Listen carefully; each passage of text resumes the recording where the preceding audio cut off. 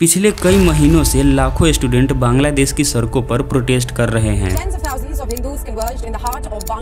शुरुआत में तो यह प्रोटेस्ट पीसफुली चल रहा था, पर कुछ ही दिनों में हालत इतनी ज्यादा खराब हो गई कि बांग्लादेश की गवर्नमेंट को लोकल पुलिस के साथ आर्मी की भी मदद लेनी पड़ी। पर जब सिचुएशन इसके बाद भी कंट्रोल नहीं हुई, तब वहां की सभी इंटरनेट सेवाओं को बंद करके कर्फ्यू लगा दिया जाता है और पुलिस को शूट एट साइट का ऑर्डर दे दिया जाता है। लेकिन पूरी कंट्री शट डाउन होने की वजह से बांग्लादेश को अब तक लगभग $2 बिलियन का नुकसान हो चुका है। पर आखिर इस देश की ये हालत हुई कैसे? बांग्लादेश की इस हालत का जिम्मेदार 1972 में आया एक लॉ है जिसे कोटा सिस्टम कहा जाता है। जैसा कि हम सब जानते हैं कि 1971 से पहले बांग्लादेश पाकिस्तान का हिस्सा हुआ करता था। उस समय इसे ईस्ट पाकिस्तान और आज के पाकिस्तान को वेस्ट पाकिस्तान कहा जाता था। पर इन दोनों हिस्सों के बीच की डिस्टेंस काफी ज्यादा थी। साथ ही इनके बीच और भी कई सारे डिफरेंसेस थे, जिनमें सबसे अहम था लैंग्वेज का अलग होना। इसके अलावा पूरे पाकिस्तान के टोटल रेवेन्यू का 65% ईस्ट पाकिस्तान से आने के बाद भी उन्हें वेस्ट पाकिस्तान की तरफ से वो सपोर्ट नहीं मिलता था जो किसी कंट्री के एक पार्ट को दूसरे पार्ट से मिलना चाहिए। और शायद यही रीजन था कि जब पाकिस्तान में जनरल इलेक्शन हुए तब 300 में से 167 सीट के साथ अवामी लीग पार्टी की सरकार बनी। पर शायद उस समय पाकिस्तान की मिलिट्री लीडरशिप नहीं चाहती थी कि अवामी लीग पार्टी की सरकार बने और उन्होंने पूरी असेंबली को ही डिसमिस कर दिया। इससे नाराज होकर शेख मुजीबुर रहमान ने 7 मार्च 1971 को अपने स्पीच में पाकिस्तान से अलग होने का ऐलान किया और 23 मार्च 1971 को ईस्ट पाकिस्तान के काफी घरों पर बांग्लादेश का फ्लैग लहराया गया। फिर अगले कुछ ही दिनों में बांग्लादेश को इंडिया के तरफ से भी सपोर्ट मिलने लगा और इस तरह बांग्लादेश पाकिस्तान से अलग हुआ। पर इस आजादी के लड़ाई के बीच बांग्लादेश में 2 ग्रुप बने। एक तो वो लोग जो बांग्लादेश को पाकिस्तान से अलग होने में सपोर्ट कर रहे थे, जिन्हें मुक्ति वाहिनी या फिर फ्रीडम फाइटर्स कहा गया। वहीं दूसरे वो लोग थे जो बांग्लादेश में रहकर भी पाकिस्तान को सपोर्ट कर रहे थे, जिन्हें रजाकार्स या फिर देशद्रोही माना गया। बांग्लादेश की आजादी के बाद जब शेख मुजीबुर रहमान वहां के प्राइम मिनिस्टर बने, तब उन्होंने 1972 में बांग्लादेश की गवर्नमेंट जॉब्स में 30% सीट्स फ्रीडम फाइटर्स के लिए रिजर्व कर दिया। फिर 1997 में इसे एक्सटेंड करके उनके बच्चों के लिए भी लागू कर दिया गया और 2010 में इस लॉ को फ्रीडम फाइटर के ग्रैंड चिल्ड्रेन के लिए भी एलिजिबल कर दिया गया, जिसके बाद इस पूरे फसाद की शुरुआत हुई।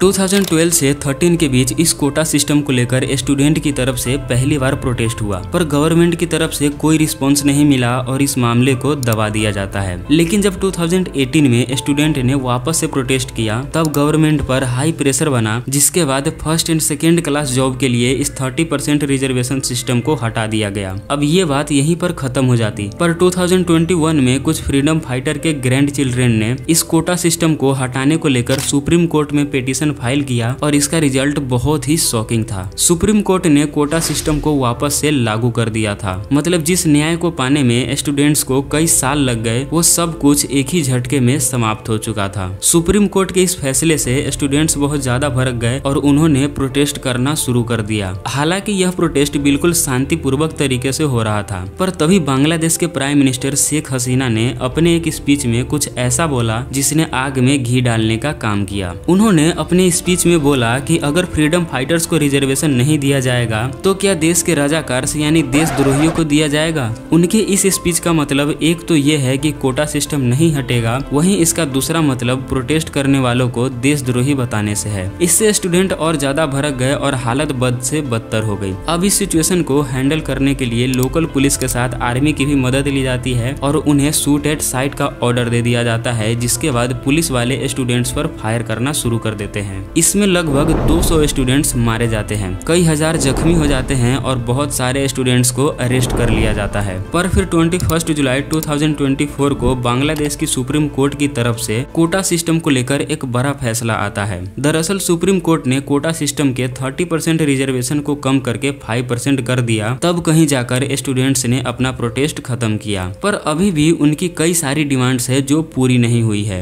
अब अगर बात करें शेख हसीना की, तो उन्होंने अपने पोस्ट से रिजाइन कर दिया है और बांग्लादेश छोड़कर भाग चुकी है। यानी अब अगले इलेक्शन तक वहाँ की आर्मी ही पूरे कंट्री पर रूल करेगी। वैसे आपका इस पूरे प्रोटेस्ट को लेकर क्या कहना है, कमेंट करके जरूर बताना। मिलते हैं नेक्स्ट वीडियो में। Till then bye.